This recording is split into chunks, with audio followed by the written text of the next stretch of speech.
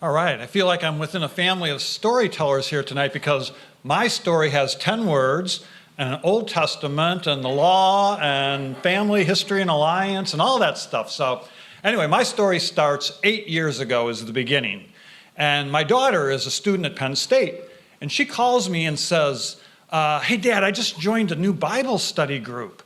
And can you give me some references on this book we're studying? Because I really don't know it that well. And well, she knows that in our family, my kids are smarter than me in just about everything.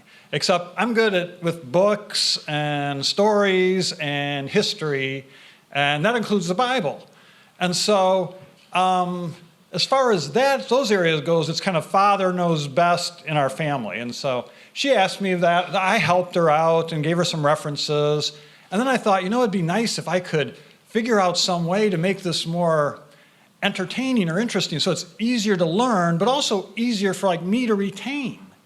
And I thought maybe I'll write poems about things like the Bible books and history. And I thought, yeah, that'd be a great idea. And this is, I don't know, again, this was 8 years ago.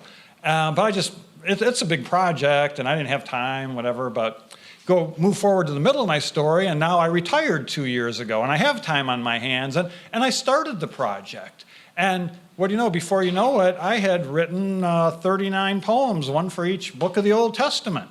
And I was pretty happy with them. So I'll give you a sample of one of them, which is Exodus, which, if you don't know Exodus, it's maybe you know it as the Charlton Heston 10 Commandments movie or the DreamWorks Prince of Egypt movie. But this is how that thing goes. And it's significant also because it's about the continuation of Father Abraham and God's promise to him that he would have more offspring than stars in the sky and that he would be the father of a great nation. So anyway, my poem goes like this. God's promise to Abe, his family would grow, continues in Egypt, as this book will show. Their numbers grow to a great population, the family, the Hebrews, the Israel nation. But Pharaoh is ticked at all this Hebrew trash, and Moses is born for a royal bash. Pharaoh enslaves the Israel masses, has their sons killed where the river Nile passes. But Moses is floated downstream through the water, then plucked from the reeds by Pharaoh's daughter. Young prince grows up with godly appointment. Fix the Pharaoh with river Nile ointment. Let my people go or suffer the plagues, Moses commands. But the outcome drags. 10 plagues follow to unharden the heart and rescue the people whom God set apart. Blood frogs, gnats, flies, livestock, boils, hails, locusts dark, to reveal God's power incomparably stark. Then a killer plague and a Passover run with the death of each firstborn left Egypt astun. Pharaoh grimly relents and releases God's people to a desert escape, but then plans a retrieval.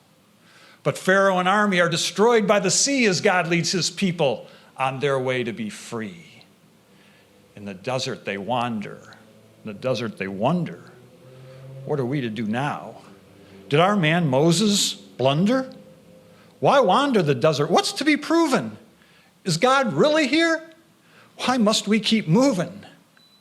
Well, before there's refuge amongst milk and honey, they're going to be tested on the road to that money. But God's always with them on mountain and cloud, in ark, tent, and tabernacle, leading that crowd. At Sinai, there's a promise that's spoken. God's laws cast in stone to never be broken. To make his people priests, a kingdom less sleazy. But obeying the rules ain't going to be easy. 10 commandments are given to keep in their brains. Keep Sabbath, your parents, don't steal for gains. No other gods' idols, don't misuse my names. Nor murder, adulter, covet, no lie games. Well, the people can't cut it. They still party on. They build a gold idol, their faithfulness gone. but God's good as his word and true to his people. His faithfulness just like an ongoing sequel.